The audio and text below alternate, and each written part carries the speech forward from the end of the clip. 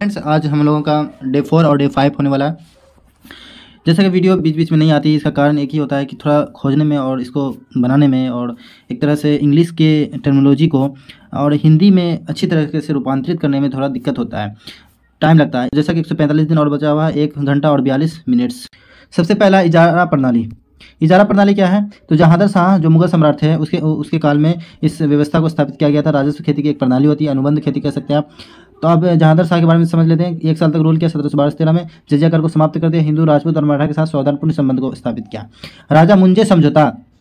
राजा मुंजे ये हिंदू महासभा के अध्यक्ष और संगठन में थे। राजा मुंजे अलग है या पुनः समझौते से कहते हैं। 1932 में दलित वर्गों के लिए सीटों के आरक्षण के साथ संयुक्त निर्वाचन मंडल के से संबंधित बात है। राजा मुंजे समझौता क्या है? तो दलित वर्गों के लिए सीटों के आरक्षण के साथ संयुक्त निर्वाचन मंडल से संबंधित है।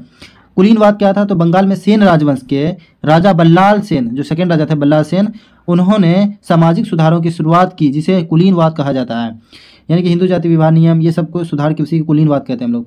अफाकियों क्या है? तो अफाकिया जो टर्मिनोलॉजी शब्दकोश है, वो बहमनी सल्तनत में जो परदेसी होते थे, कुलीन कहा जाता था उसे। जो परदेसी जो मध्य एशिया, ईरान, वो इराक से आए थे, दक्कन क्षेत्र में बस गए थे, उसी को अफाकी कहा जाता है।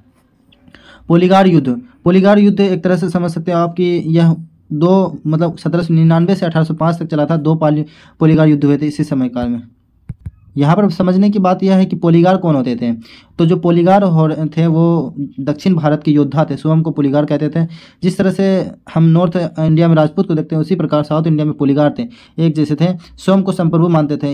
यह विरोध क्यों हुआ? क्योंकि अंग्रेज उसके मतलब क्षेत्र में कब्जा कर रही थी और उसका शोषण कर रही थी। इस वजह से यह विरोध उत्पन्न हुआ था। विजयनगर प्रशासन में प्रचलित नयनकार प्रणाली भी इसी का शाखा थी एक तरह की। समझ में आ गया दोस्तों? उसके अलावा रेशमी रुमाल आंदोलन भी चला था 1916 में। रेशमी रुमाल आंदोलन, जिसमें उबैदुल्ला सिंधी और मौलाना महमूद हसन द्वारा उद्देश्य था भारत को मुक्ति दिलाना, मतलब भारत को आज़ाद करना इसका उद्देश्य था। और फिर एक है द आर्किटिक थ्योरी, यानी कि the Arctic home in the Vedas. ये आर्किटिक थ्योरी किसने लिखी? लोकमान्य तिलक ने। लोकमान्य तिलक एक साहित्यिक है। वेदों की उत्पत्ति आर्किटिक क्षेत्र में हुई थी। तो आर्किटिक थ्योरी वेदों की उत्पत्ति से संबंधित बात है। Thank you.